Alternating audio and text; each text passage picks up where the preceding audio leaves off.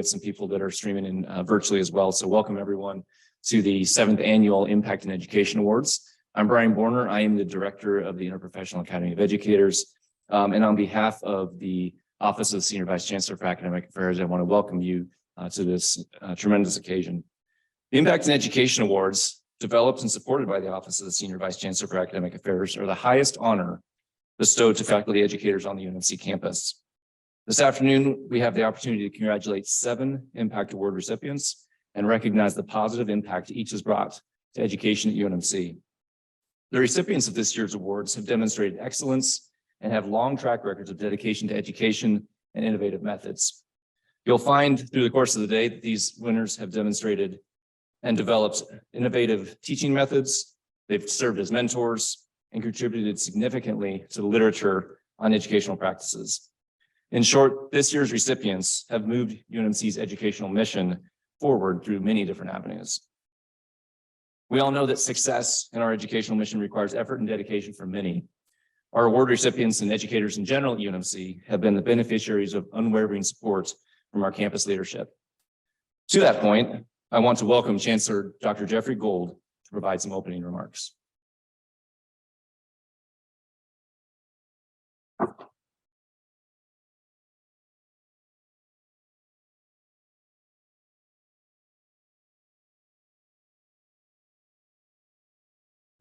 Thank you so very much.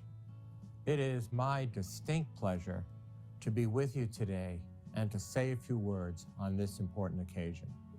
First and foremost, I wish to congratulate all of the 2023 Impact in Education honorees.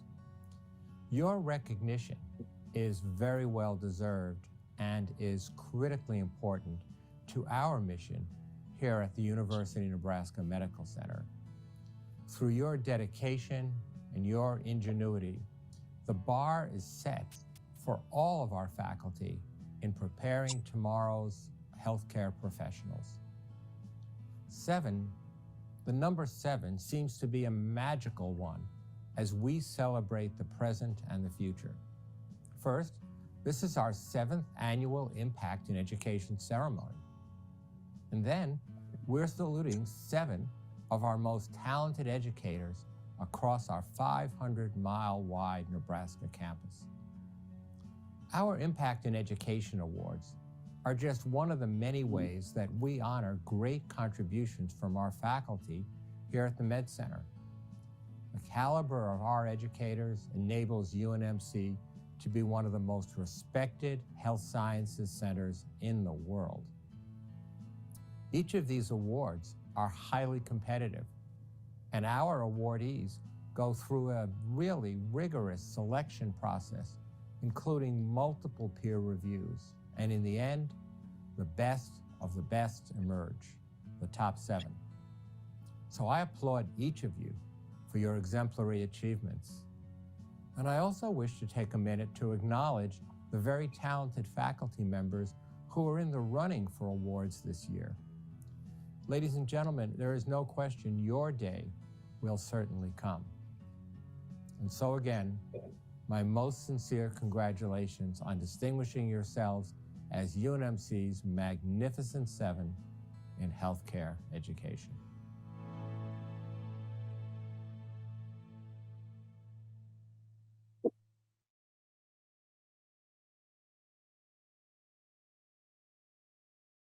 Thank you, Dr. Gold.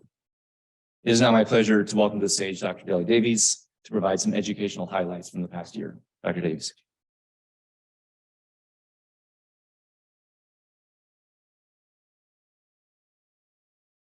Thank you very much, Dr. Berner, and welcome everyone. I want to start off by just congratulating all the award recipients. As Chancellor Gold mentioned, you exemplify the excellence we have here at UNMC, and it is because of faculty like you that UNMC is able to meet our mission of leading the world in education.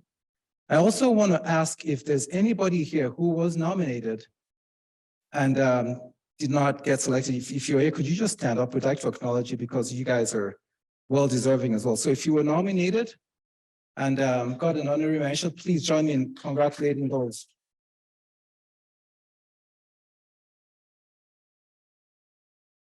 Yeah, we were very grateful to you as well for the excellent work you do. I also want to start, before I begin my remarks, to thank Dr. Brian Berner and all the leadership of the Academy. Thank you for the great work you're doing in helping to organize these meetings. So that will be Dr. Annalisa McMillan, Dr. Jana Wardian, Dr. Michelle Howell, Dr. Beth Beam, and of course, Maddie Peterson, Megan Blusis, and Robin Jekyll. You guys do a great job in putting this together every year, and I want to make sure that I don't forget to thank you up front. So thank you.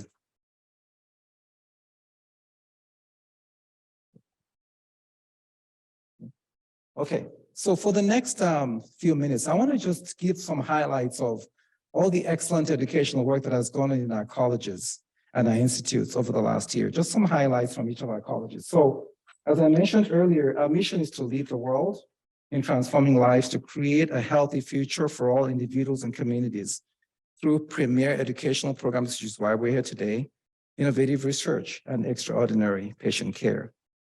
So one of the things that's very clear is that we cannot do this without outstanding faculty.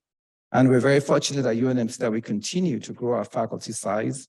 And we now have 1,883 full-time faculty, not to mention all the thousands of volunteer faculty who help our trainees every year. And that is an increase of 26% over the last 5 years. We also have been very fortunate that for the last 22 straight years, we have had record enrollment. So there's been no year in the last 22 that our student body size has not grown.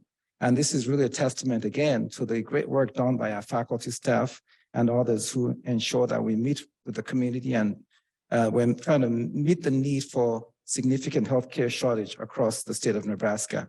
We've also seen an increase in the number of those who would identify as Black, Hispanic, Native American, or multiple races, which again, if we're trying to overcome health disparities, this becomes very important. So I'm just going to take you through a quick journey of the highlights from all the different units and what's happened through them throughout the last year. Starting with the College of Allied Health Professions, led by Dean Kyle Meyer. They celebrated their 50th anniversary as a college in the last year. And they had an all-time high of 793 students enrolled. And now they have 14 health professional programs and 2 interprofessional master's degree programs that are run through the college. They also introduced 2 new respiratory therapy programs this last year that they're currently in the process of getting accreditation for. And one of these will be a master's level program that starts with entry level trainees, and another one will be an advanced degree program for those who are already in practice. And this is scheduled to start enrolling patients in the students, in the fall of 24. Having 14 different programs in your college is both a blessing and a challenge. It also means that you have 14 different accrediting bodies that you have to make sure that you satisfy all the time. And that means that the college is always going through one accreditation or another. But they've always rose to the challenge, and they had 3 such accreditation visits last year, and they flew through all of them in flying colors: clinical proficient, genetic counseling, and medical nutrition. Next college is the College of Dentistry, led by Dr. Rowan Zederman, who is the interim dean of the college, as Dr. Janet Goffmiller, who had been serving in that role for about 8 years, took on another role at the University of North Carolina. They also went through an accreditation site visit that was very, very successful. And the reviewers commented on the culture of the college. Students and staff and faculty has been very, very united, and that they had a very cohesive work that was done by all the 3 groups. They also called out the dental hygiene program because they have sites across the state, and talked about how they were able to provide their education in a unified fashion. And the dental hygiene program also is known for having every year really outstanding pass rates compared to the other programs peers across the country. They also call them out because they provide this sealant program that they enable other dental hygienists across the state for children who don't have access to sealants to obtain. The college is also in the process of updating their guidelines in terms of promotion and tenure to make sure that all faculty, not just those who are doing primarily research, have the opportunity to get promoted. and they're revising and reviewing their pre-doctoral curriculum. Perhaps the major deal for the college is that they're getting renovation of their building in Lincoln.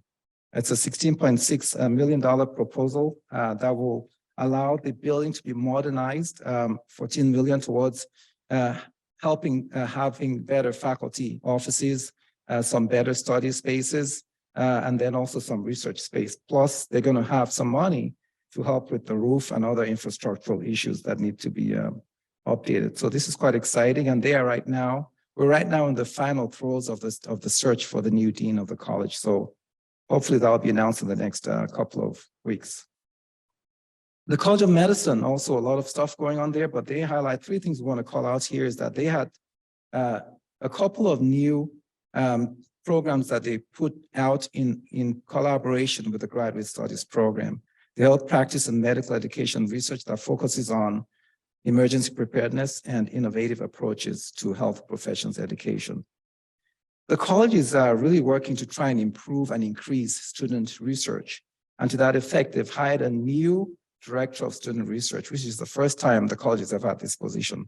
And this faculty member will help increase and connect students with research opportunities and provide support for student-led projects.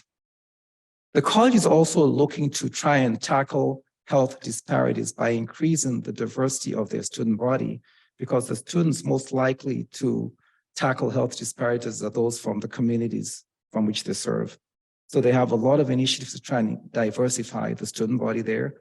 And they have made a lot of steps towards creating a more inclusive curriculum and more diverse classes.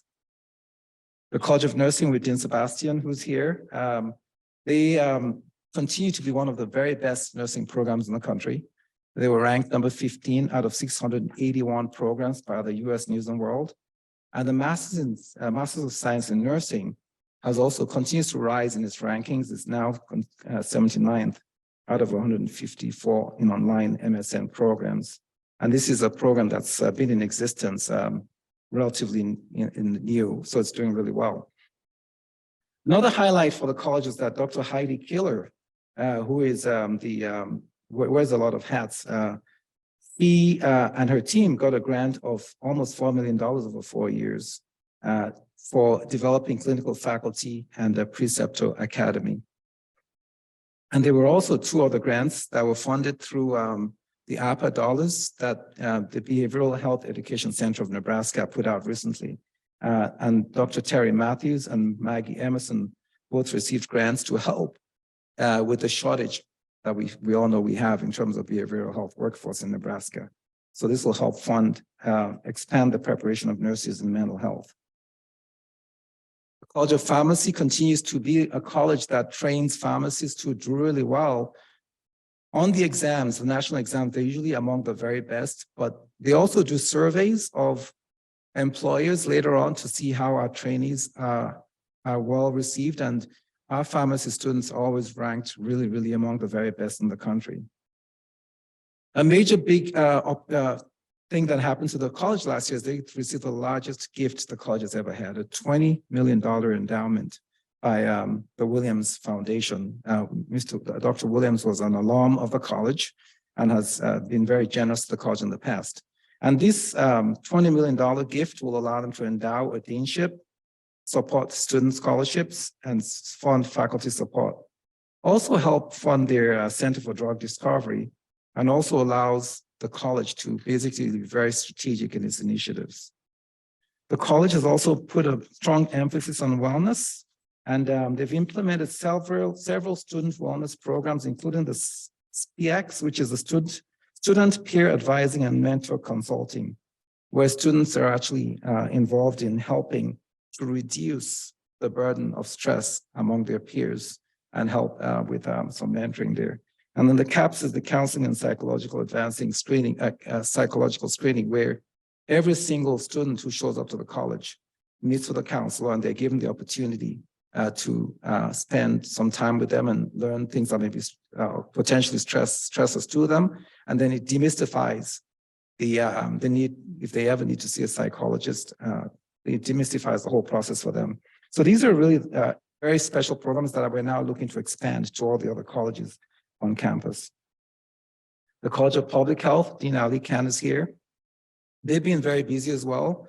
They've been able to develop a new joint DO, Doctor of Osteopathic Medicine, an MPH program with Kansas City University, which allows their doctors of osteopathic medicine students to also complete and pursue a Master's of Public Health, and without increasing the time that they would need for either one. And so they complete both degrees in 4 years. So this is a major, major initiative, and I know Dean Khan intends to expand this to other DO schools. The CS Cash is an award that the college has had for several years, and it's one that allows them to, it's the Central State Center for Agricultural Safety and Health. And it allows them to basically do research and training in safety in the agricultural workforce. And they've also continued to get funding for this for the next, they've received the next 5 years funding of $9 million. And then the college was involved in a big conference in the Middle East and North Africa region, where they brought in a lot of leaders from Egypt and other Middle Eastern countries at a workshop to prevent the diversion of release of dangerous microbes and the creation of new pathogens. And this was a very well-attended conference from around the region, and also a lot of UNMC participation in this. So the Graduate Studies program celebrated 80 years of existence last year. And there's a big historical display that was put in the library to commemorate this. And all the graduate students who graduated this year also got a medallion. The program continues to grow and is now at 631 students, an increase of 12%. And the graduate students that we train are really competitive nationally. So in the last 10 years or so, 65 of our graduate students have won 74 national awards. Very, very impressive. And these are NIH, American Heart, really very prestigious national awards. In addition, there's an institutional training grant that Dr. Paul Trippi and Howard Fox received to train graduate students in how to do research in Alzheimer's and related diseases. As everyone knows, Alzheimer's is a major problem. And so this is, again, it funds up to 6 PhD level graduate students per year over the next 5 years. There was also leadership transition. The former executive dean, Dr. Pam Carmines, retired after 29 years, and we hired Dr. Kendra Spitz to be the new executive associate dean. And Dr. Gold is the new assistant dean that Dr. Schmidt was, and Dr. Matt Zimmerman now runs the interdisciplinary graduate program in biomedical sciences. Another important thing is that we really want to focus on wellness for our graduate students. So we now have a wellness advocate, Dr. Terrence Donahue, who was a 40-year faculty member here, now serves in a part-time role as a volunteer wellness advocate, meeting with all our students and advising them in ways to reduce their stress. The Office of Postdoctoral Education also trying to build up more mentors amongst teaching the postdocs how to be mentors, because as they take on their new role as faculty and take on new jobs, they need to know how to mentor. They continue to be very productive in their research and publication, and they continue to be trained in the responsible conduct of research.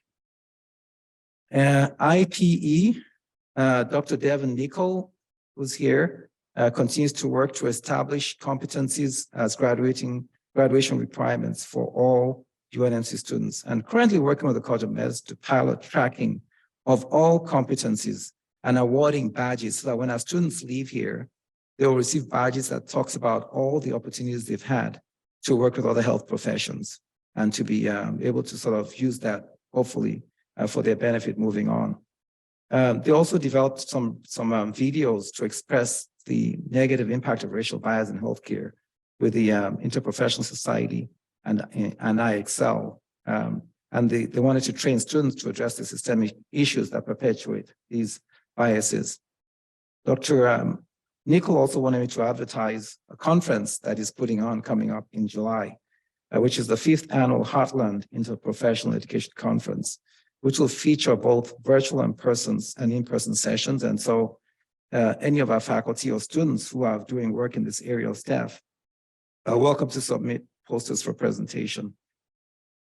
The library, Dean Emily Glenn, has been working with her team to support adaptive device creation using 3D modeling and printing.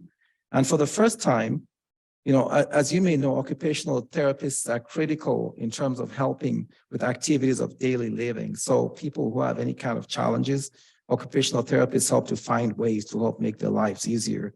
And often that means having all kinds of new devices created, maybe something to help them with turning, opening cans, etc.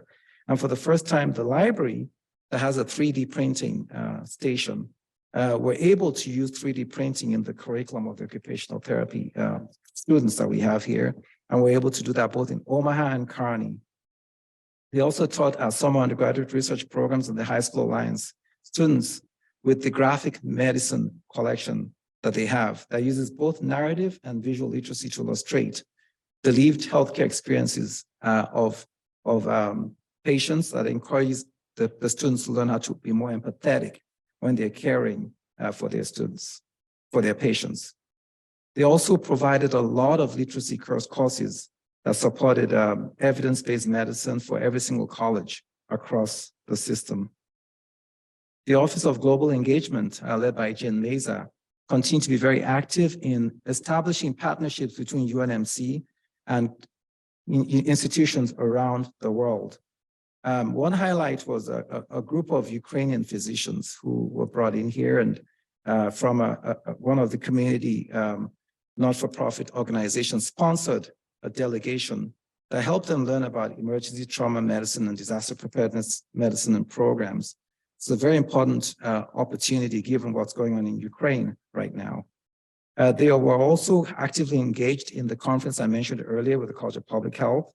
And they've also been very, very active in helping to support our international students and visitors. So about 677 people, either students or visitors, came to UNMC during the last year. And Dr. Meza's office was very active in helping them get visas and make sure that they were settled here. And these people represented 67 different countries. The interactive e-learning, this is a program that was set up to try and help to support e-learning on campus. And so this celebrated its 10th year in the last year. And this particular program has launched hundreds of learning modules that our students and faculty and staff can access 24/7, no matter what part of the world they're in. And over the last couple of years, they've received about $1 million in external funding, and they support a lot of different programs, including something called UBITS, which are modules created for middle and high school students to try and introduce them to health science. They're working with the CDC and the US Public Health Service, the Youth Enjoying Science. They also launched a non-credit service. So a lot of times we teach students and faculty and the public, but they're not given any credit. So we now launched a program where we can actually allow those who are taking these kind of classes to get a certificate of some kind from UNMC.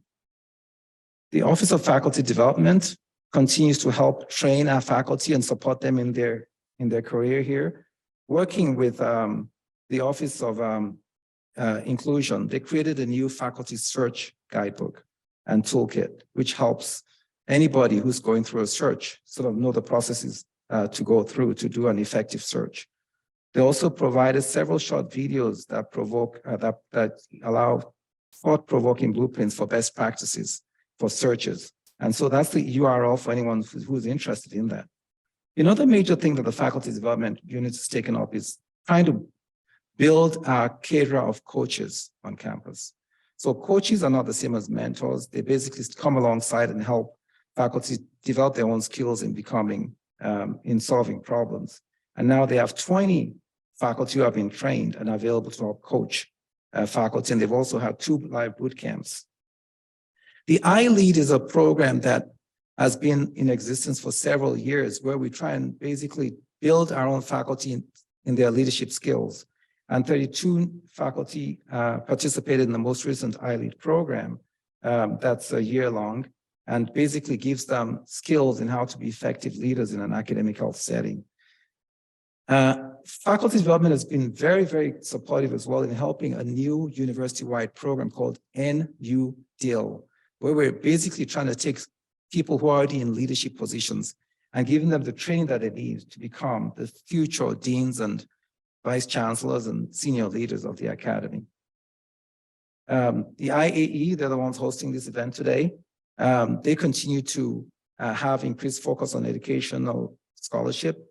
They continue to provide workshops on educational research. They have now a new journal that has been accessed in 43 institutions and 36 countries around the world. The membership now includes over 200 individuals who are very active in helping to promote and build and increase the quality of the teaching that we have here on campus. And one of the really cool things that they've done now is for faculty who are needing help to improve their teaching, the academy now offers master teachers who can come and watch them and give them feedback and help them become better teachers. So this is something that's becoming a major issue, and they've now provided a rubric as well to help faculty be better teachers. Design thinking is a way of solving problems using empathy so that we try and basically stand in the shoes of the people that we're trying to solve the problems for, get their input. And we have a team of leaders, Jen Carlio, TJ Wolniak, and Katie Bravo, who have been leading the effort on campus to really train a lot of faculty, staff, and students in the ways of design thinking. And they've been very, very busy with workshops to not only train, but also to help create solutions to real issues. One of the main things that they did is they worked with the Office of Diversity, Inclusion, and Engagement, and also the Office of Equity in helping think about ways we can help with issues affecting women faculty on campus. And a lot of out of the boot camps that they held came a lot of great recommendations that have now been made to Chancellor Gold and are now being implemented. They're also very busy building partnerships locally, regionally, and around the world. So currently in conversation with the Taylor and Francis publication for a journal. They're working with the Stanford Design School, Thomas Jefferson University, and UNO Scott Scholars in jointly trying to solve problems. So I want to end by saying excellence is an art won by training and habituation. We are what we repeatedly do. So excellence is not an act, but a habit. And it's very clear that our faculty, the excellence that they bring to the table every day is because of what they do every day and the training that so many of the programs that we have here incorporate every day. So with that, I'm going to say thank you and hand it over back to Dr. Brian Werner.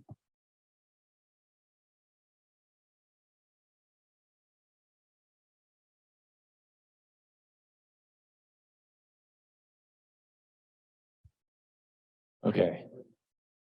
Thank you, Dr. Davies. I don't know about you, but that was a great recap. And I know very summarized, there's so much great work going on campus, and it's pretty inspiring to see all the great work that's going on. And so really appreciate that overview of education on campus over the past year. We'll pivot now to the actual awards. And so the way this will work, we have our 7 awards. We'll be announcing the winner. After I announce the winner's name, there will be a short video from the nominator. And then leadership from the college of each winner's respective college will come up and provide some remarks about the winner, and we'll have some pictures. With that said, we'll go ahead and start with the first award, the Emerging Educator Award. And I will say about the Emerging Educator Award, this is the second year that we have awarded this. And the response to this award has been incredible. So this is awarded to a faculty member that's less than 5 years on faculty here at UNMC, as the name suggests, an emerging educator. And we did this because we recognize that there's a plethora of educators that haven't been on campus very long. Maybe they're kind of earlier in their career, but are providing incredible education and innovative ideas that maybe didn't quite have enough time necessarily for some of the awards that were being awarded to perhaps more senior faculty members. And like I said, the response to this has been incredible. So we've had numerous applications for this award over the last 2 years, and it's been an incredibly difficult process to tease out a winner, which just speaks to the great work that our young emerging faculty are doing. And so if you know of a faculty that might fit this award for next year, please encourage them. It's just great and inspiring to see all the great work that our young faculty are doing. This year, the Emerging Educator Award goes to Jordan Raleigh, PhD from the College of Medicine.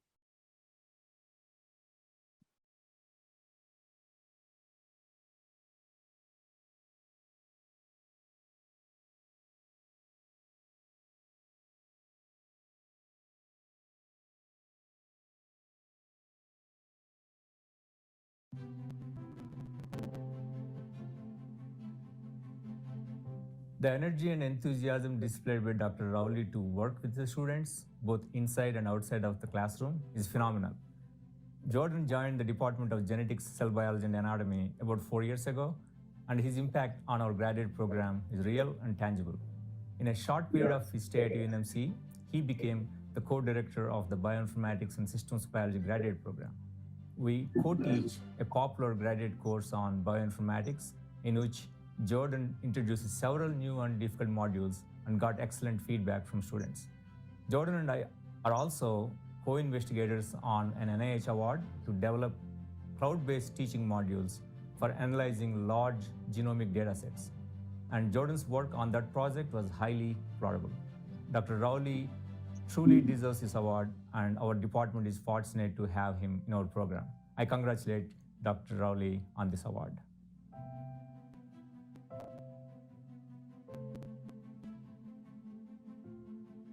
Here for additional remarks is Dr. Kelly Kapazagi from the College of Medicine.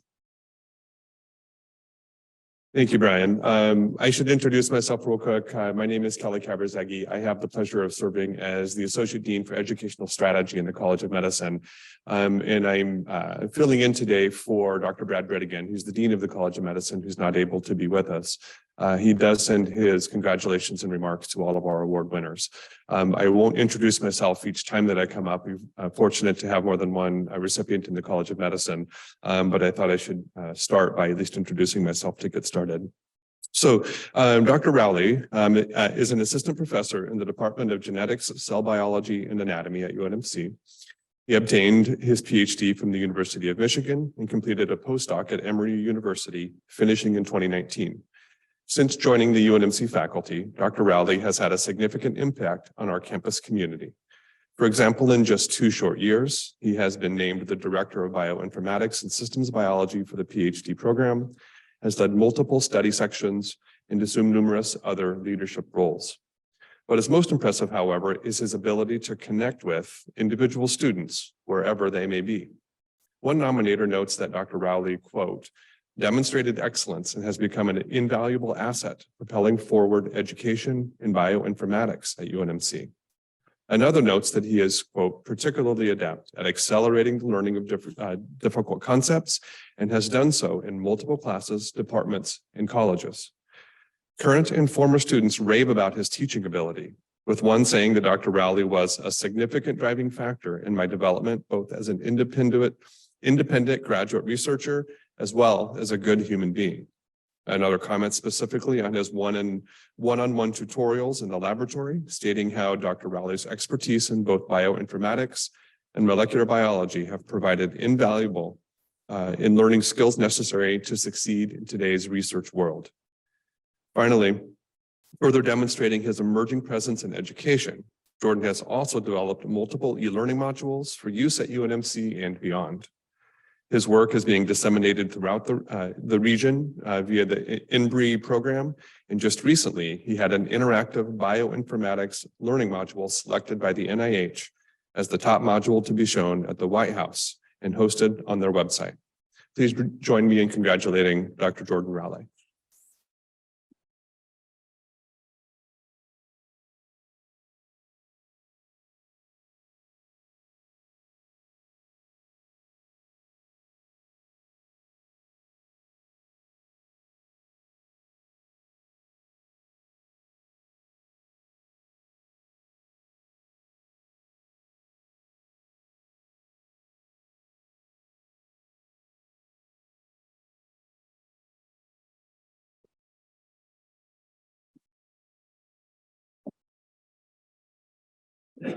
Next is the Excellence in Educational Service Award.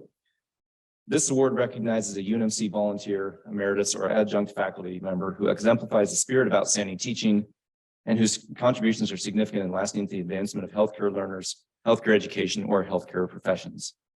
For those of you that have been to this award ceremony previously, this award used to be known as the Valor in Educational Service Award. Same award, different name. This year, we are proud to present this award to Renee Engler, MD, FACEP.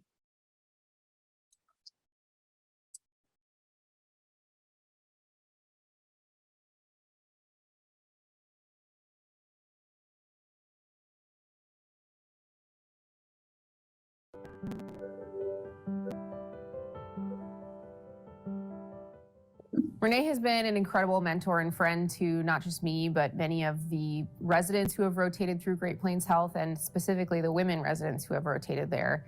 As a woman in emergency medicine, which is traditionally a male-dominated field, she has been just a remarkable mentor and friend to many of us. She teaches us things that maybe aren't covered in traditional education, things like how to navigate having a family and being a mom while you're also an emergency physician, how to navigate being the breadwinner in your family when that's not a traditional role for most women. She also is an excellent clinician. I remember rotating with her and having a 9-month-old come in status epilepticus, just constantly seizing. And, you know, we went through the whole algorithm of trying to figure out how we could get this tiny baby to stop seizing. And eventually, you know, while we got this patient stabilized and coordinated the care to get him to the tertiary care center, you know, I just was marveling the whole time at her calmness under pressure, her ability to focus on the patient and really to multitask in such a challenging situation for not just us as physicians, but also for all of the staff involved. Renee is just the best.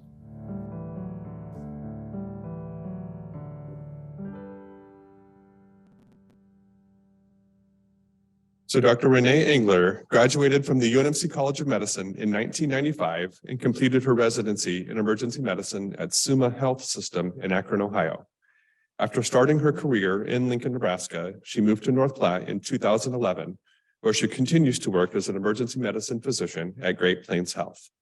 Since 2012, she has also served as the emergency medicine residency coordinator at Great Plains, and it is in that role where she excels.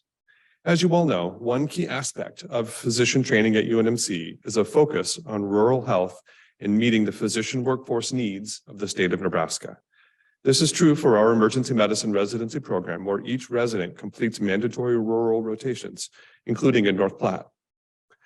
The emergency medicine program director describes this training, and in particular, Dr. Engler's role as coordinator, as being a vital part of our residency training. Recent residents note that Dr. Engler was very good at staying hands-off until I needed her, and quote, a great way to gain independence and build autonomy and confidence as a physician. Beyond serving in this role, Dr. Engler also serves as a volunteer oral board examiner, traveling to Omaha to complete these duties. Further demonstrating her selfless service, she currently serves on the board of directors for the Nebraska chapter of the American College of Emergency Physicians, serving as its president from 2018 to 2020. Finally, as you heard, Dr. Engler also serves as a mentor and a trusted colleague for the residents and faculty in which she interacts. One of her nominators, again, as you just heard from Dr. Warcall, notes how Dr. Engler has influenced the lives of many women who have rotated with her. Not only is she an excellent clinician and teacher, but she also imparts advice and guidance on how to raise a family as an emergency medicine physician. Without question, Dr. Engler exemplifies a commitment to excellence in educational service. Congratulations, Dr. Engler.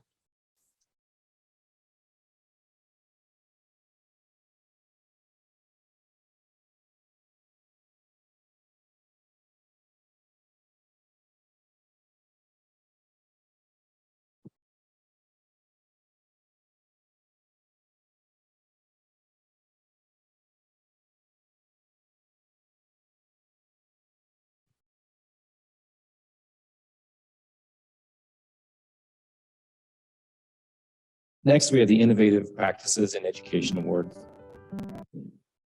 This award, the Innovation in Practices in Education Award, recognizes an individual or team that demonstrates ingenuity, courage, and creativity in teaching, including innovations in use of educational technology, experiential learning, adaptation of simulation, and/or creative use of the classroom. This year, we're happy to present this award to Dr. Michael Smith in the College of Medicine.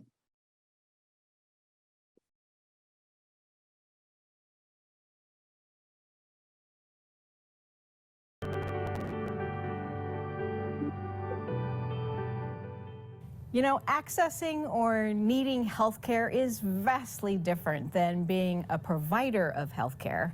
And sometimes seeing both sides of the system gives you a unique vantage of how things could be. They spark an idea. And every now and again, some truly inspirational people around us find a way to take those sparks, the experiences of their lives and some personal passion area and their work, and bring them together into something remarkable and impactful. Such is the case of Dr. Mike Smith, UNMC's own improv doc. Mike's wife gave him the gift of improv lessons, which spun into regular stints performing at the Backline near the Omaha campus, which turned into ways that UNMC could innovatively grow the skills of all of our healthcare providers, which has led to literally hundreds of UNMC faculty, staff, and students advancing the way they show up as human caregivers in a very large, complex healthcare enterprise. Mike was just one man who saw an opportunity and developed a path and a curriculum to make change a reality. This is someone who imagines a better future and then puts those ideas, those sparks, into action. Improv during a pandemic? Sure, why not? Improv in distance education? We'll figure it out. Improv for a 100-person class? Now, that's really exciting stuff for Dr. Smith. The innovators among us are certainly the glass half full kinds of people. They never get defeated or befuddled by the current situations. They just get busy tinkering with the small ways they can reach a better endpoint, and that's Mike. There was never, ever a big show or a bright spotlight, but a steady tinkering with the ways to improve or improv our world. Congratulations, Dr. Mike Smith, on making a difference and supporting the humans in healthcare. When we've needed it the most, Nebraska's proud.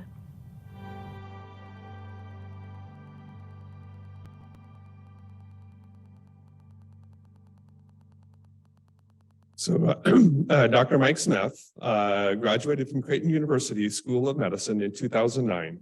Afterwards, he completed his internal medicine residency training and chief residency at Tulane University School of Medicine. Soon after, he moved to Omaha and joined the faculty at UNMC, where he continues to be a very active member of the clinical and teaching staff in the Department of Internal Medicine. As is signified in his letters of nomination, Dr. Smith has had a profound impact on UNMC. In fact, there are multiple areas in which he has demonstrated innovative practices in education. First is his active recruitment and assisting learners to consider, write up, and ultimately present abstracts for local, regional, and national conferences. Often a difficult thing to get started with, this alone has helped to advance the careers of numerous students and residents.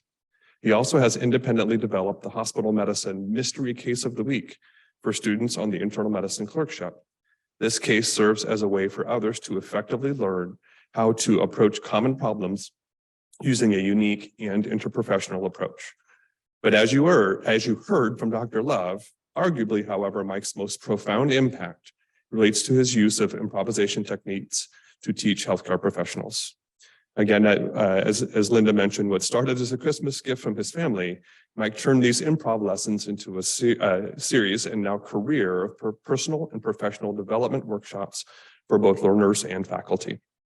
One nominator states, and I quote, "To view his accomplishments from an outside perspective, the idea that we can use comedy to teach the most subtle and sensitive skills in medicine might seem absurd. However, he uses the improv skill set to seamlessly connect physicians to real human experiences. As part of the formal medical school curriculum, medical students enthusiastically embrace his teaching sessions because they, quote, bring joy into the practice of medicine and connect the silly with the serious." Another nominator notes, without a doubt, Dr. Smith is one of the most innovative educators at UNMC, and he uses these skills generously in working with every layer of UNMC student, resident, faculty, and staff. Please join me in congratulating Dr. Mike Smith with the Innovative Practices in Education Award.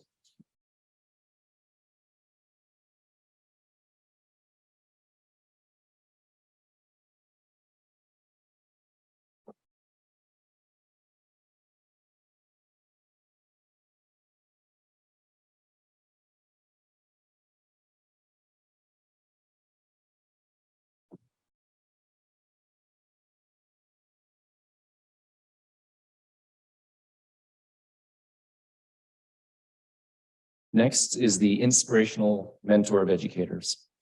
This award recognizes an individual who has mentored junior faculty or trainees in developing as health professions educators.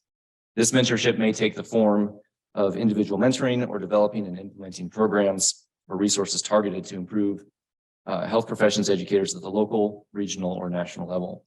The focus of this mentoring award is on developing future health professions educators.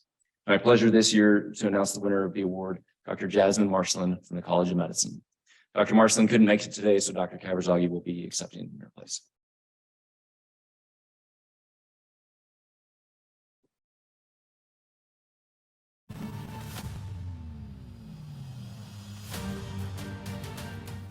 Upon arriving at UNMC for my infectious diseases fellowship, Dr. Marcelin was among the first individuals to reach out to me and the other fellows in the form of a personalized welcome to fellowship card.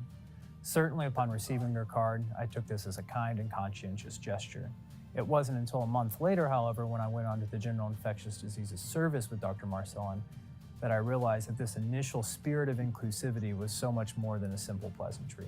I learned quickly that Dr. Marcelin's professional demeanor helped establish an environment for all of our learners that optimizes the free expression of thought while minimizing the doubt and insecurity that comes along with being a new learner.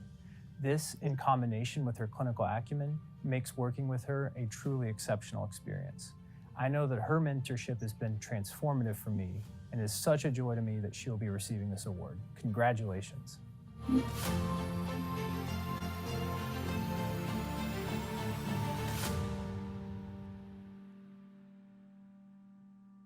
Dr. Jasmine Marcelin received her Doctor of Medicine from American University of Antigua College of Medicine in 2010 and completed an internal medicine residency and infectious diseases fellowship at the Mayo Clinic in Rochester, Minnesota.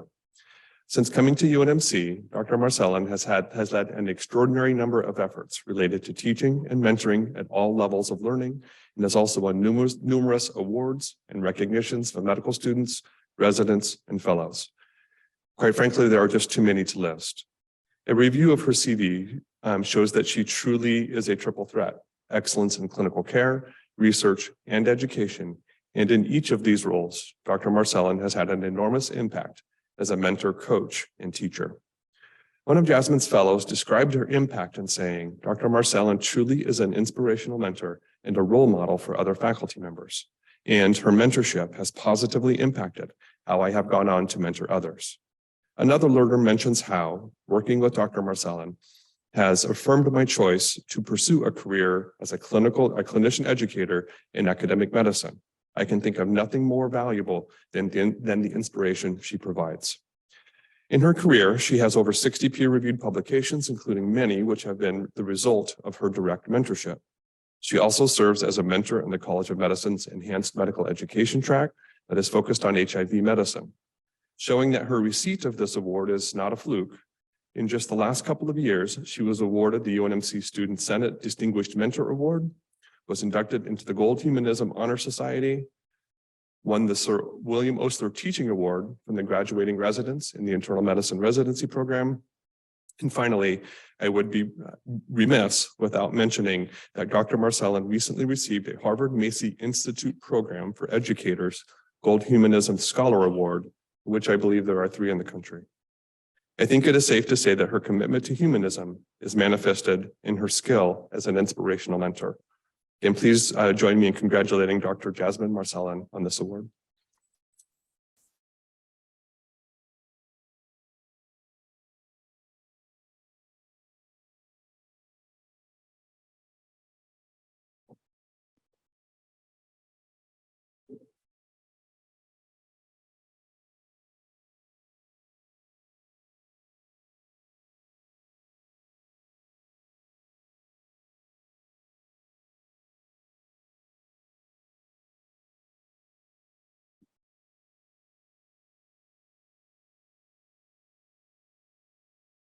Next is the Scholar in Education Research Award. This award recognizes an individual who has advanced the science of teaching and learning through the research of educational pedagogy. This includes receiving funding for original research in the areas of teaching or learning strategies, learning outcomes, and best practices in education. Significant contributions are demonstrated through peer-reviewed publications, grants, regional or national level in developing educational scholarship.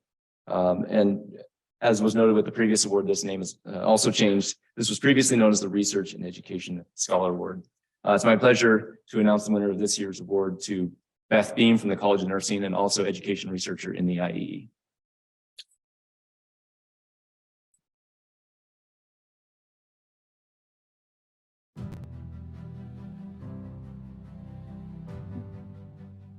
Dr. Beam has been a pioneer in the field of clinician safety while caring for patients with various infectious diseases, all the way from what we know recently of COVID, going back to Ebola, going back even to the more common diseases.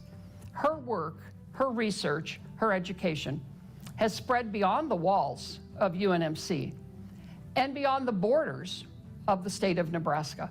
I think we should be proud to know that Dr. Beam's work has saved so many lives. Thank you for giving me an opportunity to comment about the excellent practice and educational research that Dr. Beam has done on our behalf.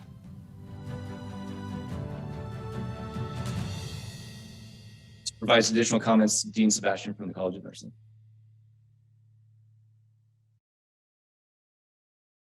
Well, congratulations, Dr. Beam, and I'm just delighted to share with everyone a little bit more about Beth.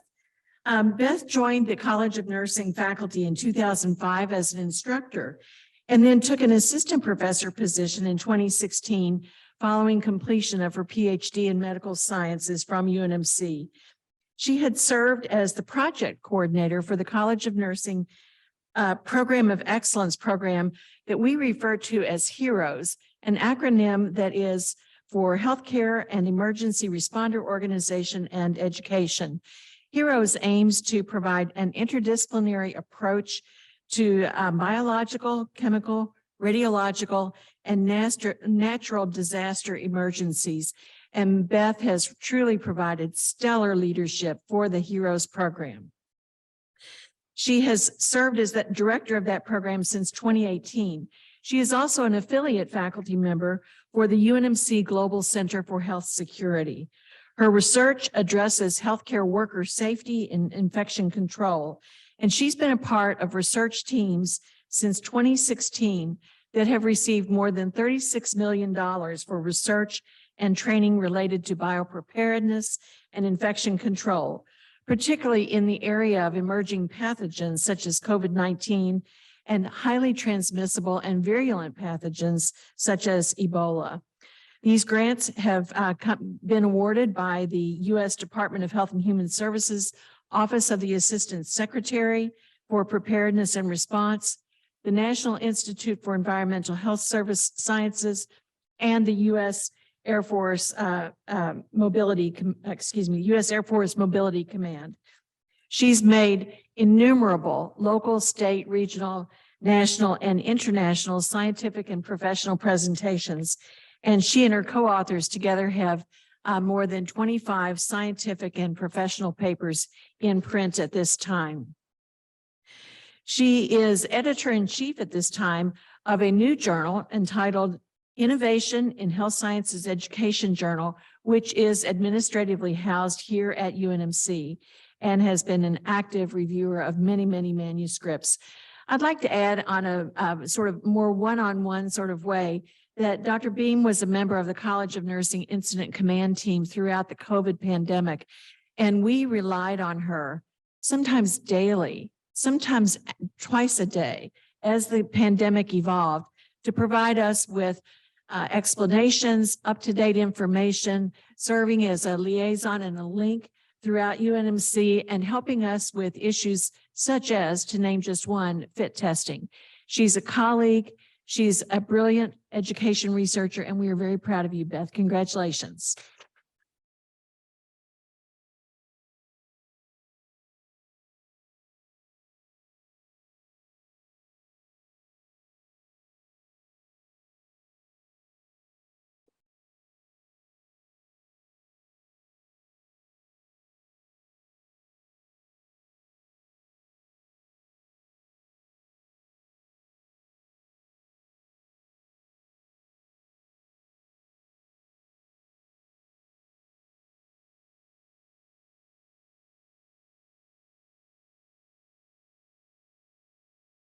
Next is the Visionary Leadership in Education Award.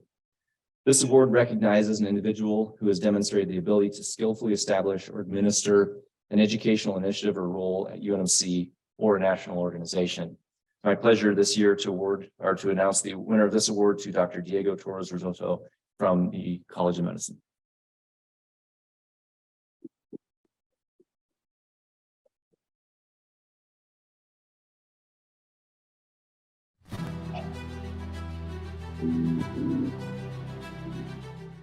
I'm John Bertoni, and I have been working with Diego Torres Risotto ever since we both came to University of Nebraska Medical Center about 15 or so years ago. Diego is an exceptional teacher. He's very considerate of the people that he's teaching. He makes it a point to talk to people individually, even though it's a large room he's talking in. I have seen him teach many aspects of movement disorders in neurology at national, local, and international meetings.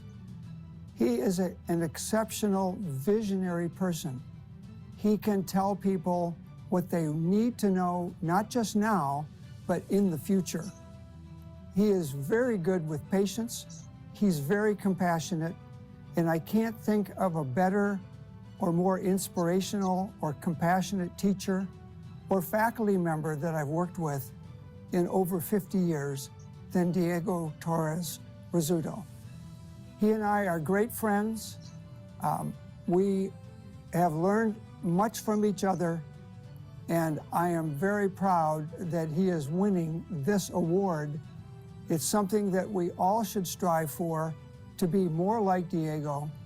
All the people that he's taught, from medical students, interns, residents, and our fellows, have much to give back to others from what they have learned from Diego Torres.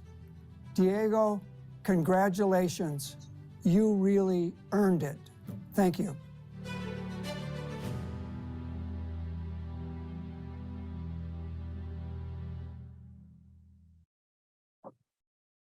Dr. Diego Torres Risotto is a graduate of the Universidad Central de Venezuela and completed his neurology residency and fellowship in movement disorders at Washington University in St. Louis, Missouri. After coming to UNMC, he has served in a wide variety of educational capacities, including multiple roles in teaching, mentoring, and administrative leadership for the UNMC Department of Neurological Sciences, not to mention the College of Medicine and beyond. Two key examples of his longstanding and dedicated leadership are his 13 years in the role as the Director of Student Education for the department, as well as being the founding program director for the Movement Disorders Fellowship Program, which he led for over 10 years. His leadership culminated in his serving as the Vice Chair of Education for his department for the last 3 years as well. I think that one way of understanding Diego's impact and his significant role in the educational leadership is to look at the programs, departments, colleges, and universities he has influenced. Not only has he been a faculty member in his own Department of Neurological Sciences, but also served as a faculty for the Departments of Neurosurgery and Physical Medicine and Rehabilitation, a faculty member in our own Graduate Studies program, a volunteer faculty in the UNMC College of Public Health, and an adjunct professor in the Department of Biomechanics and the College of Education at UNO, all at the same time.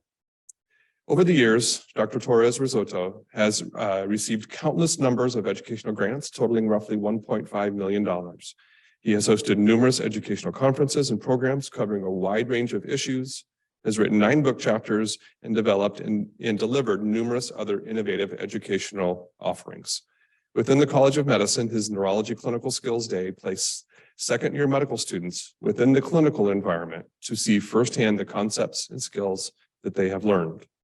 As a fellowship director, he also created an online educational platform using electronic simulation sessions, as well as the only cadaver-based chemo denervation workshop in the United States. One of his nominees describes his educational style this way. Quote, Dr. Torres does more than just present information. He enthusiastically inspires his students and fellow physicians and scientists to tackle and master the most important issues in medicine and surgery today. He is at the forefront of the latest and best approaches to effective education. Please join me in thanking Dr. Diego Torres Risotto for his years of dedicated service.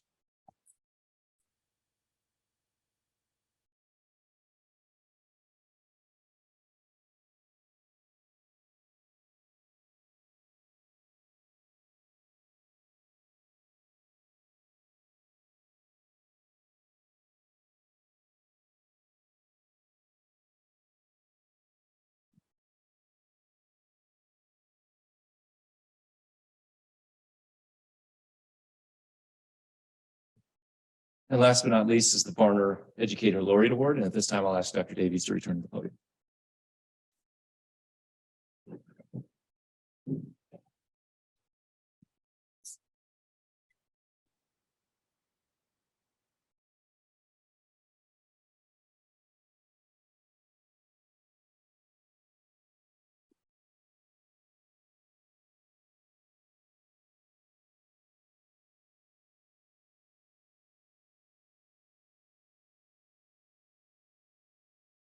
Well, it gives me a great pleasure to introduce the namesake of our Vanner Educator Laureate Award, Dr. Jerry Vanner. Dr. Vanner is a great friend of UNMC and a great personal friend now, who has a lifelong passion for interprofessional education. And he also has been working in the intersection between biology, medicine, and engineering. And his whole life has been one dedicated to educating and training others.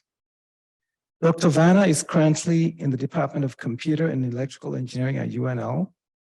His career spans 53 years in the Electrical Department Engineering Department, and his specialization is in bioengineering. And his main hope and his main goal is that the work that he does will actually impact the lives of people that he touches. Dr. Vanner has spent his whole career in the health arena as a bioengineer. He's been a consultant for the National Institutes of Health for 25 years. He's also actively consulted with other institutes. He's worked as a visiting researcher at the NIH campus in Bethesda, doing research to the analysis of electrical activity of the brain. He always, even as a researcher, his main passion is mentoring the students that he's training. Dr. Vanner himself is the recipient of numerous teaching awards, including the Outstanding Professor in Electrical Engineering, an award he won 2 years in a row.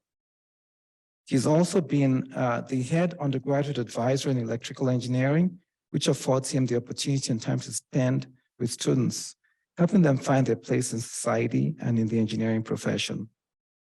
Not only does Dr. Vanner provide the funding for this prestigious, the most prestigious award, the Educator Laureate Award that we offer our faculty, he also funds a professorship in pancreatic cancer and global health in the College of Medicine, a professor that's currently held by Dr. Chandra Ari, who was here.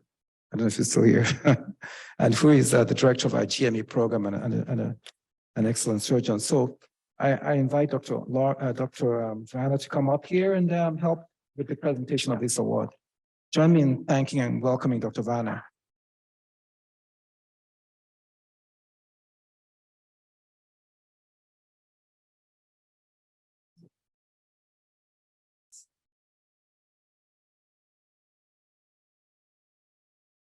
Thank you so much for the kind words, Dr. Deli. Let me also say it's a real pleasure to be able to be with you actually in person today. Pardon? Okay, I'm getting prompts back here. There's an old saying that it takes a village to raise a child. Well, in my case, it takes 2 villages. And I'm happy to say that many of the people that belong to my village are out here sitting in the audience. today. And I thank you for that. Teaching has been my lifelong profession. As a matter of fact, to give you a little idea of how long I have been teaching, this was an incident that happened to me not too long ago. One of my students said, "Hey, Dr. Varner, how long have you been teaching?" And I responded to that question with a numerical answer. And his response back to me was, he said, "Dr. Varner," he said, "that's more than 2 of my lifetimes." So I didn't quite know how to take that response. Is that an A response or an F response? So because of that longevity, I have frequently been asked, when are you going to retire? And I look at these people very seriously and I say, you know, I just don't want to be as busy as you retired people are. I consider 3 things when I'm thinking about, you know, retirement. 1, of course, is my health, obviously. 2 is, you know, do I enjoy what I'm doing? Well, it's not the most fun to sit and grade a stack of papers, but, you know, that's part of the job. But the 3rd thing, and probably the most important of these 3 items, is, am I making a difference in these young people's lives? And as long as I can answer that question affirmatively, I'm going to continue to remain. Dr. Godfrey certainly checks all the boxes when it comes to making a difference. Particularly, I was interested in his concern for people in underrepresented minorities. This is very good. I think that I can summarize the comments about Dr. Godfrey very nicely by the quote that he has in the program for today. It says, while accolades are appreciated, it is working with students, whether at the UNMC High School Alliance, graduate classrooms, or rural reservations communities. That brings the greatest gratification. Having watched students who started in our middle school programs on the cusp of entering UNMC has made this a most wonderful journey. Dr. Godfrey has made a difference. He is making a difference and will continue to make a difference in these young people's lives. It was with great pleasure that I welcome Dr. Godfrey into the community of those who have received the Varner Laureate Teaching Award. Thank you.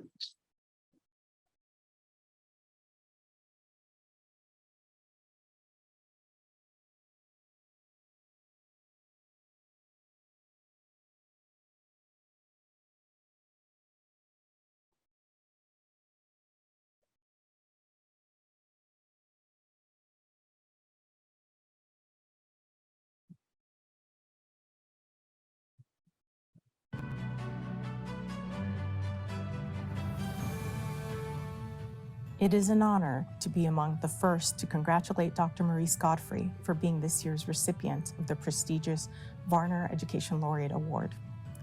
Maurice's passion for promoting interest in health science and fostering a more science-literate public is truly inspiring.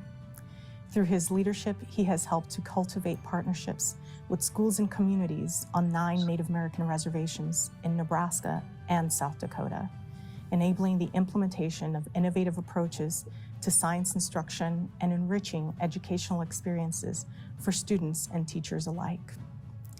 He has also been the lead faculty member in the development of numerous UBEATS modules on the topics of cancer education, genetics, and immunology. His creative and forward-thinking demeanor saw the potential that education technology could bring to rural communities long before the pandemic pushed schools to start exploring these options. He has also played a crucial role in community and campus-wide efforts to increase the number of minority students entering health and science careers. Maurice's talent for growing an appreciation of science and valuing the potential in all students is truly uplifting. His message about the value of learning has been present in every student interaction I've observed inside and outside of the classroom. Watching students achieve educational success has become his passion. Maurice stands out as someone with genuine interest in the impact that one can make in growing our future health scientists and professionals. Maurice, you're an inspiration to us all, and I am so proud that you're being presented with this award. Congratulations on this well-deserved recognition.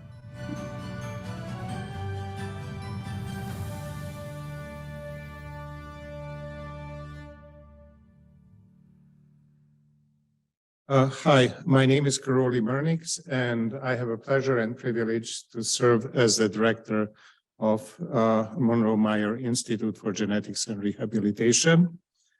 First of all, I would be amiss not to thank for the generosity of Dr. Werner with this award. And it indeed changes lives and gives the necessary recognition. So I'm tasked today and have the pleasure and the privilege, as I said, to be making the introductions for Dr. Maurice Godfrey, this year's Academics Fair Warner Educator Laureate. This Educator Laureate Award was created as a way to recognize an individual with sustained achievement in education who has provided outstanding educational experiences. Maurice certainly is very much deserving of this award. So he started his career really on a different track, on a research track.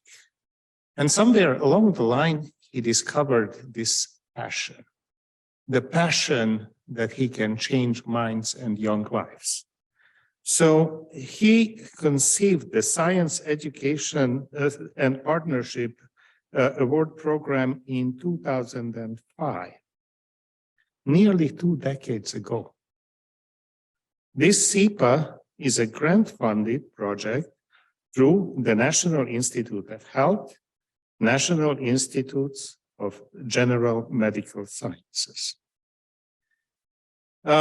Since Dr. Godfrey got the original SEPA grant, as it is known, he has provided hundreds of Native American youth with math and science enrichment opportunities through its annual SEPA Summer Science Camps. Dr. Godfrey's partners among the Nebraska Native American tribes from the SEPA program include Umaho, Santi, Winnebago, Rosebud Sioux, Standing Rock Sioux, Sisseton, Wahpeton, Yankton, Ponca, and the Native Indigenous Centered Education Program at Omaha Public Schools.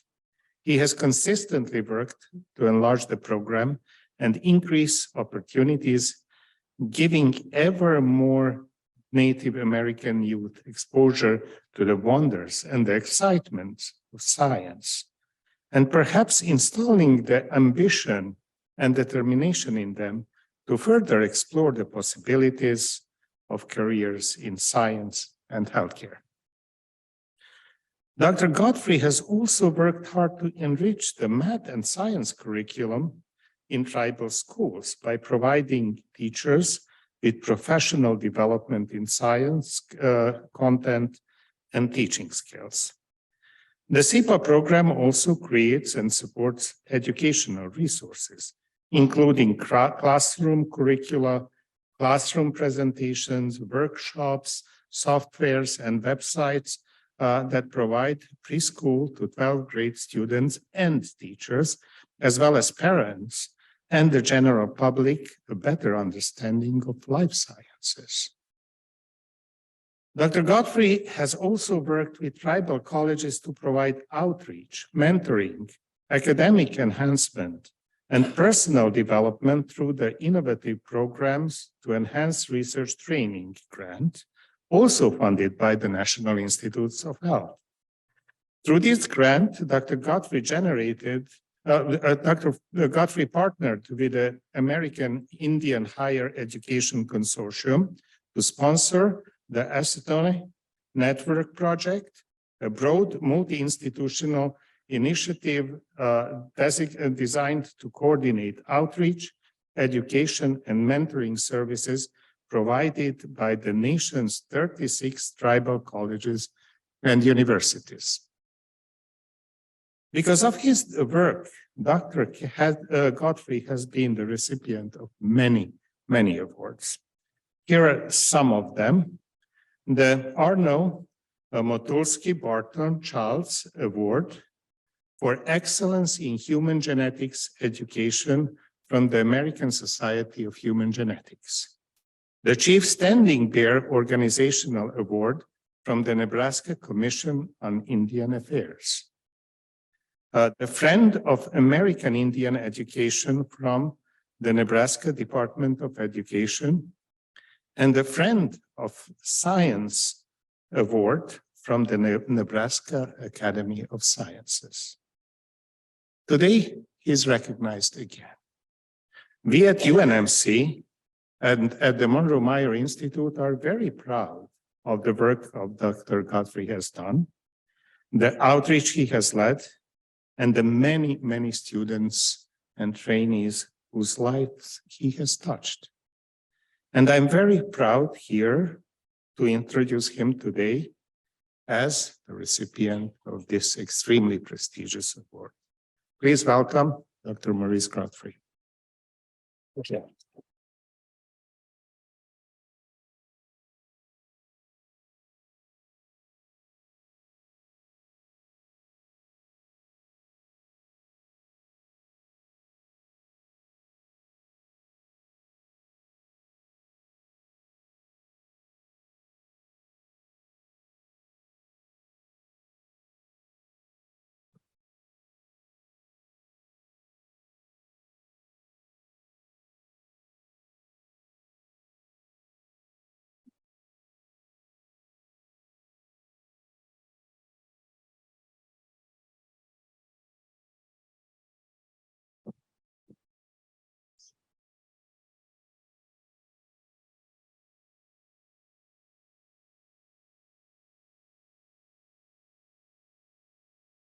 Well, first, thank you, Dr. Varner, Dr. Murnix, and Dr. Davies. It's truly an honor, a humbling experience to be here today.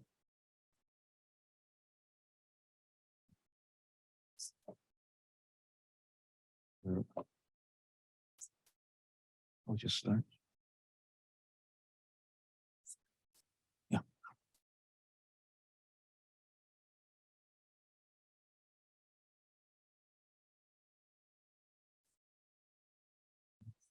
Jeez.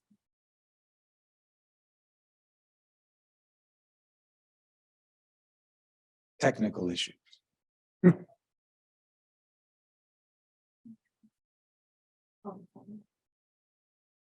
we go. All right. Perfect. Here we go.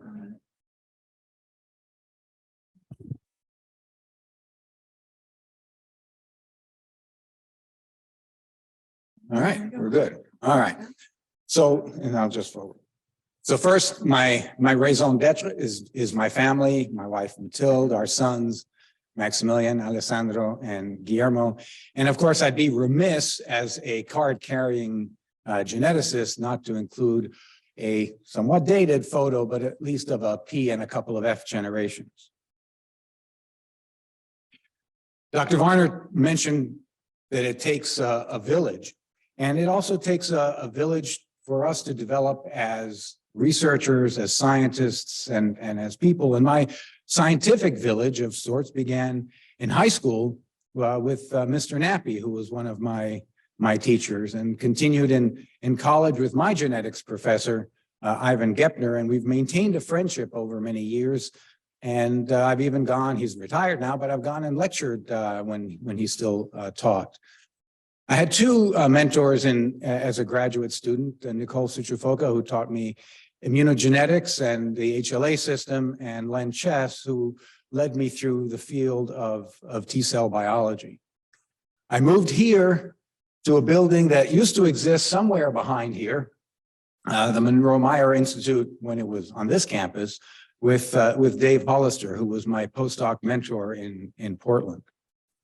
I've had many friends here at UNMC and in Omaha, but I give special recognition to Steve Carson, with whom I taught a course for many years. And that was an important part of my educational experience. And I don't think it's usual for someone to name their program officer, but Tony Beck has been my SEPA program officer, and Dr. Murnix mentioned the SEPA program for getting on 20 years now. And it's been a great experience. And in fact, just yesterday, he joined a course that I'm teaching at the Monroe Meyer Institute, and spoke for, he told me 30 minutes, and he was on for an hour and 40 minutes talking to the students about NIH and navigating pathways to success. When I first came here, I came as a researcher in heritable connective tissue disorders, and had a very fun time running a lab with great students. And most of these, and all of these students have gone on to varied careers in biomedicine, including one I know who was a chief resident here at UNMC. My involvement in education predates a lot of the things that have been talked about. Some of you have been around here a long time, may remember the UNMC mini medical school. I started working that led into this area with Roxana Jokala, and when she was the director of the Rural Health Education Network. Unfortunately, she can't be here today.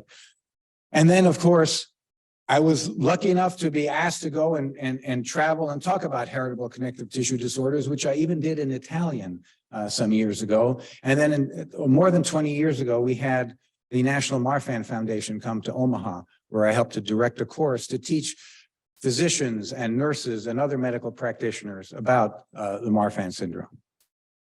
And of course, being able to write and bring that information to a greater audience has also been an important part of the educational, in my educational endeavor over many years. But that's not why I'm here today. I'm here today because, as Dr. Murnix mentioned and Dr. Varner mentioned, the outreach that we've done to Native communities, especially in the Great Plains. And this map kind of shows a little bit about the geography. And it's interesting. I have to add one of the things I put in most of the grant applications is that Washington, D.C. is about 63 square miles, but we cover an area now that we've included Standing Rock of somewhere around 50,000 square miles.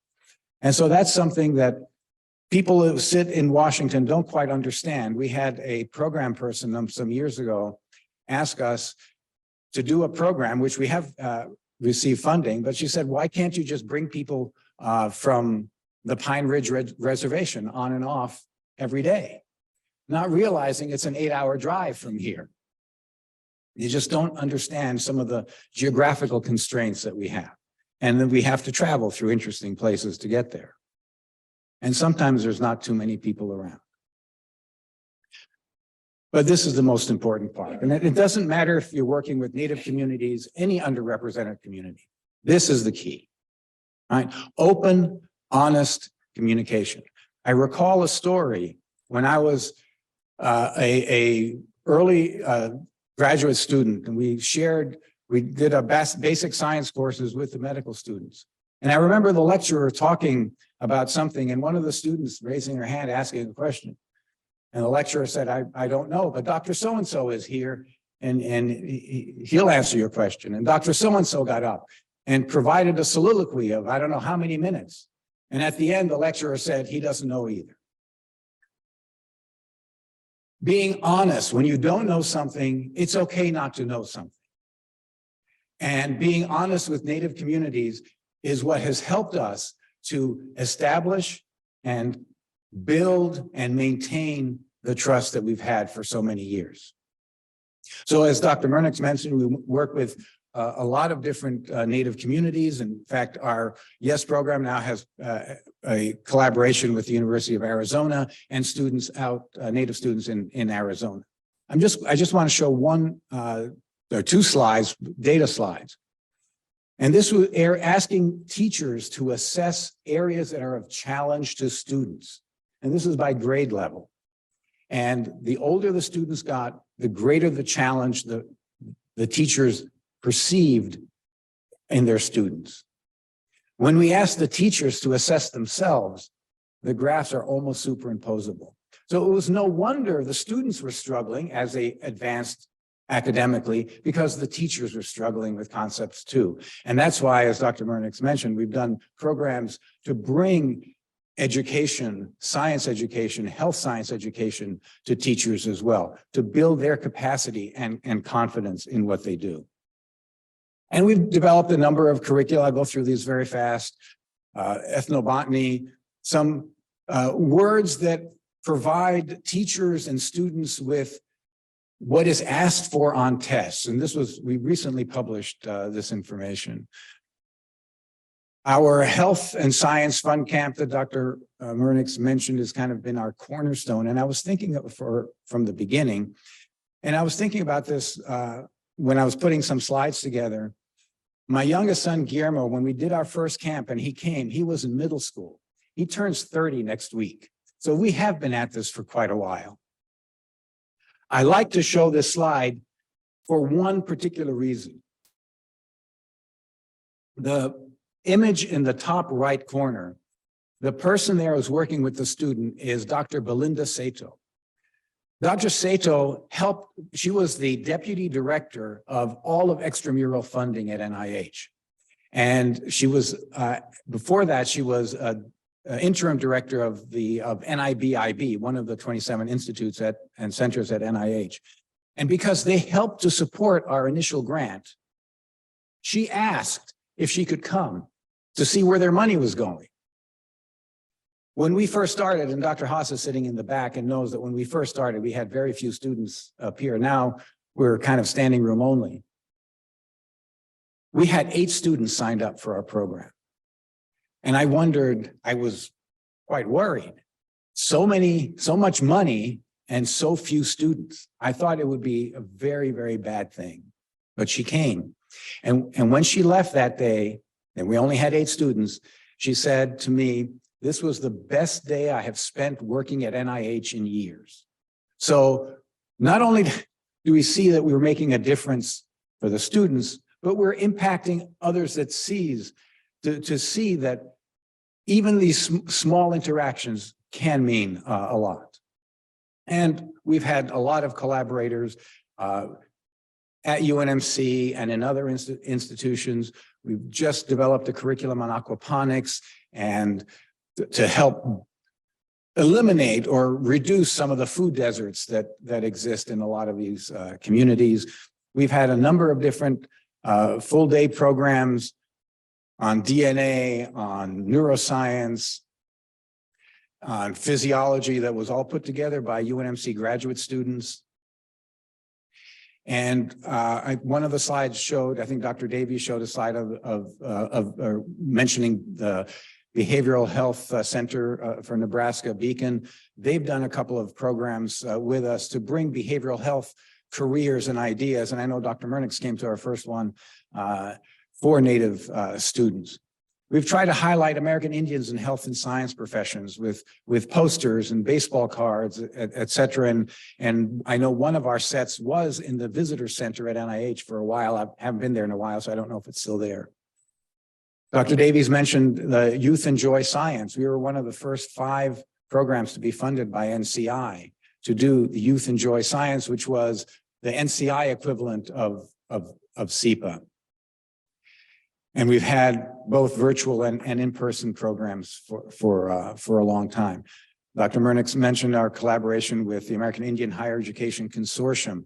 We had our program for tribal college students here on campus, and then COVID came and then everything went virtual. But it would have been nice to have many years worth of tribal college students. But one of the students who was in this first iteration then joined the SHPEP program the following year. So there is this continuity of students from one program to another. And I learned today from Liliana Bronner, who you heard on the video, that one of our students who was part of our program last summer is now has gotten a position or a spot in the UHOP program. And we have a student from some years ago who started as a middle school student who's at Wayne State in RHOP and on her way here. So we've had funding from NIH that's been very important. Of course, all of this started with Roxana Jokala and her idea to how do we reach communities that haven't really had much of presence on our campus. And she had the foresight to hire Liliana Bronner, who has been now PI with me for a number of years on a couple of programs. And Kim Soper has been our educational consultant for a long time. And again, came through because Roxana Jokala knew her, and a lot of people we've worked with and have been impactful in the work that we do. And I know there's refreshments, so I'll stop and I thank everyone, especially my family. Thank you.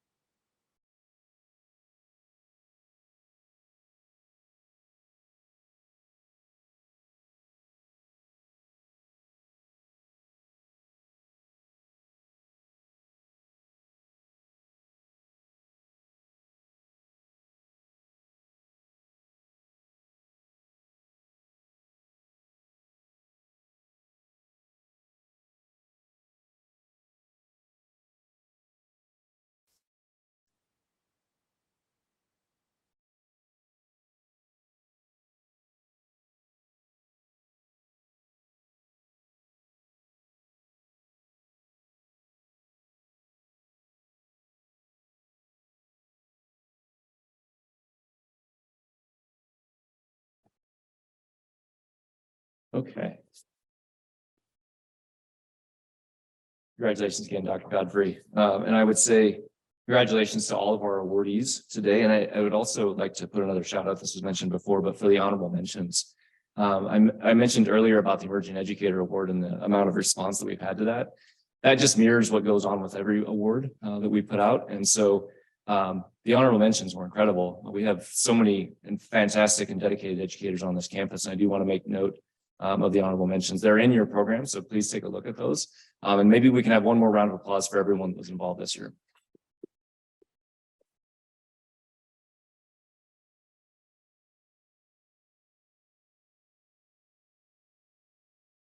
I do want to take a moment to thank those that were involved with the awards, but also those that just that helped to support education at UNMC in general. And first off, on the list there is Dr.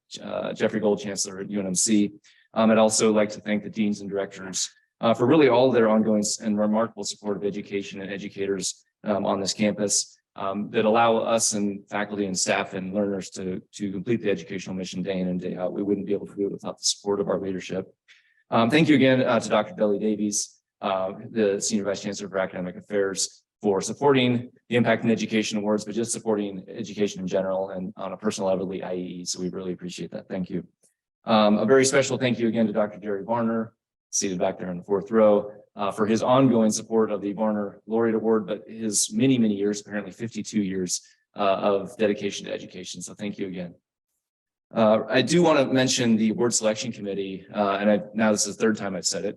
A lot of interest in the awards, so we get incredible applications, and it's put on these award committees to make the decision about who the winner is going to be, and that's not an easy decision to make. And it really speaks to the fact that we have such talented and dedicated folks on this campus. It's really inspirational, honestly, to read the applications and to see all the letters of support and things that come in, the incredible work that people are doing. But it makes it very hard on our selection committees, and there's a lot of time and effort and diligence that goes into that process. So we understand and recognize that it takes your time, but we really, really do appreciate it.